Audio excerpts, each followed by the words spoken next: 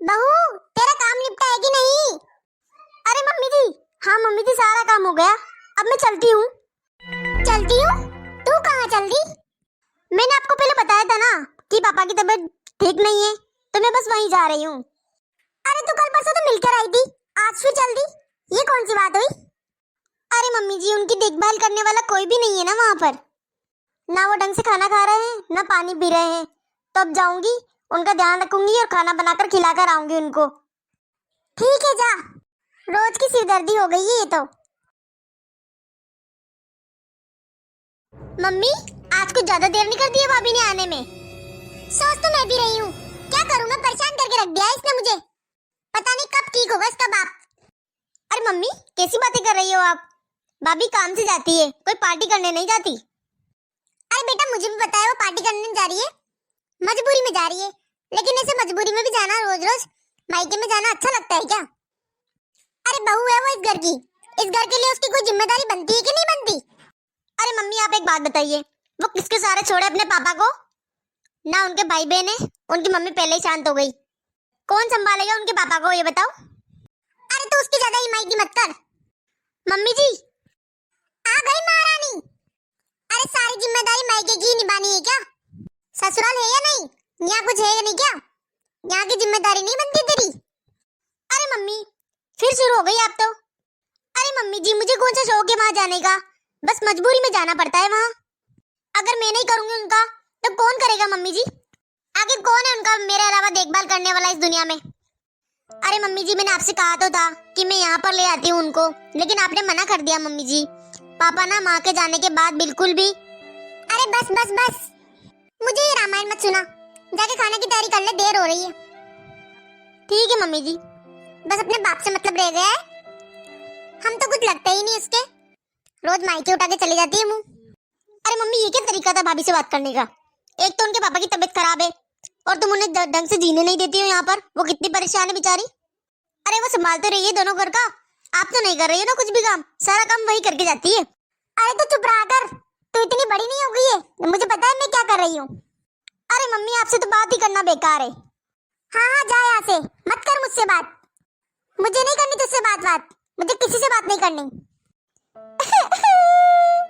भाभी। हाँ दीदी बोलिए। अरे भाभी, बोलना क्या है, बस मैं तो ये कह रही थी मम्मी के बात का बुरा मत माना करो आप। वो ना भाभी, बस ऐसे ही। अरे कोई ना दीदी, मैं तो वैसे भी उनका बात का बुरा नहीं मानती, और बुरा मानकर मैं जाऊंगी भी कहाँ। अरे भाभी, मैं कह रही थी कि क्यों ना आप अपने पापा को यहाँ पर ही ले आओ, उनकी अच्छे से देखभाल भी हो जाएगी, आपको भी दोनों जगह भागदौड़ नहीं करनी पड़ेगी, और उनका भी मन लग जाएगा, और आपका भी काम आसान हो जाएगा, दोनों जगह नहीं करना पड़ेगा, यहीं कर लेना। पर दीदी, मैंने मम्मी जी से बात की थी, पर उन्होंने साफ साफ मना कर दिया था दीदी। अरे हाँ भाभी, मैं तो भूल ही गई थी। अरे भाभी, आप ऐसा करो, मेरे पास बहुत अच्छा आइडिया है। कैसा लगा भाभी मेरा आइडिया? अरे हाँ दीदी, ऐसा ही कर लेते हैं। मम्मी जी, मुझे आज सारी बातें समझ आ गई। आप शायद सही कह रहे थे, मुझे हमेशा अपने ससुराल के बारे में सोचना चाहिए, मायके के बारे में नहीं। मुझे बार बार मायके नहीं जाना चाहिए। इसीलिए मम्मी जी, मैंने चाचा के लड़के को बोल दिया है कि वो सारी देखभाल पापा की वही करेंगे और बार बार आकर चेक कर जाया करेंगे।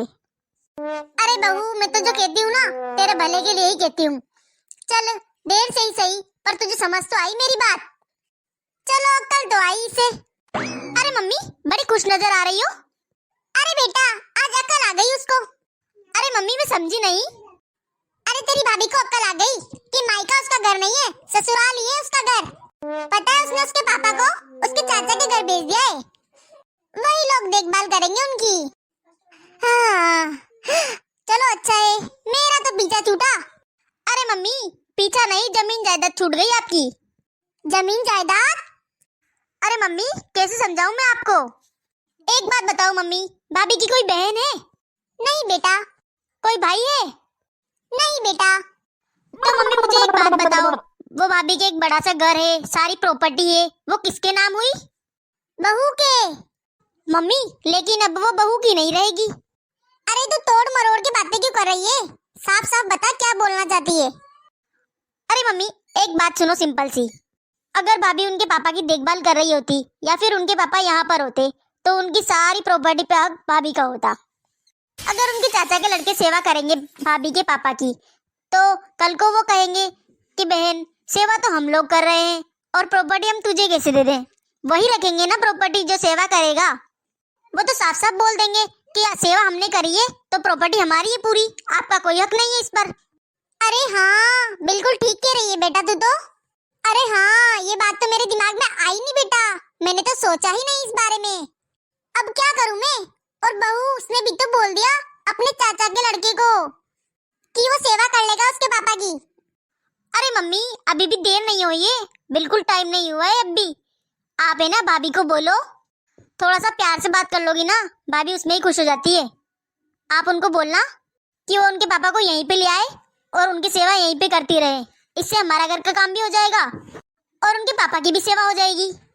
अरे बेटा, आजकल तो बड़ी समझदार हो गई है, इतनी अकल कहाँ से आई तुझ में? अरे मम्मी, आप ये मत पूछो कहाँ से आई, आ गई बस। अरे बहू। हाँ मम्मी जी। देख बहू, तू सोच रही होगी कि मैं बहुत बुरी सास हूँ, लेकिन इतनी भी बुरी नहीं हूँ मैं। देख बेटा, आज मुझे सारा दिन हो गया सोचते सोचते, लेकिन देख बेटा, मुझे आज बहुत पछतावा हो रहा है। मैंने ना एक बीमार बाप को अपनी बेटी से अलग कर दिया। देख बेटा, तेरे बाप का बुढ़ापा चल रहा है, पता नहीं अब उनका कितना समय बचा है और यहाँ पर। देख बेटा, ऐसे में तो तुझे उनके साथ ही रहना चाहिए, तो तू ऐसा कर, तू है ना अपने पापा को यहीं पर बुला ले और यहीं पर रखकर उनकी अच्छे से देखभाल कर ले तू। बेटा, इससे तेरा आना जाना भी बच जाएगा और वो तेरे हमेशा आंखों के सामने भी रहेंगे। वो हम सबके साथ भी रह लेंगे और बेटा मुझे भी बहुत अच्छा लगेगा। बेटा, मैं सोच रही थी, मुझे बहुत सारे ख्याल आ रहे थे कि मैंने तेरे बाप से तुझे अलग तो कर दिया, लेकिन मुझे बहुत ज्यादा बुरा लग रहा था बेटा। ठीक है मम्मी जी। अच्छा बेटा, मैं तेरे पापा के आने की तैयारी करती हूँ। थैंक यू दीदी। दीदी मेरी कोई बहन नहीं है, लेकिन अगर होती तो आपसे ज्यादा अच्छी नहीं हो सकती थी। आप भी मेरी बहन हो छोटी। अरे भाभी देखिए, आप रोइए मत, आपके पापा आ जाएंगे, उनकी अच्छे से देखभाल करना और मैं भगवान से प्रार्थना करूंगी कि आपके पापा जल्दी से जल्दी ठीक हो जाए। राधे कृष्णा दोस्तों, आपको ये हमारी कहानी कैसी लगी? अच्छी लगी हो तो लाइक कमेंट शेयर जरूर करें और अभी तक आपने चैनल को सब्सक्राइब नहीं किया है तो हमारे चैनल को सब्सक्राइब जरूर करें।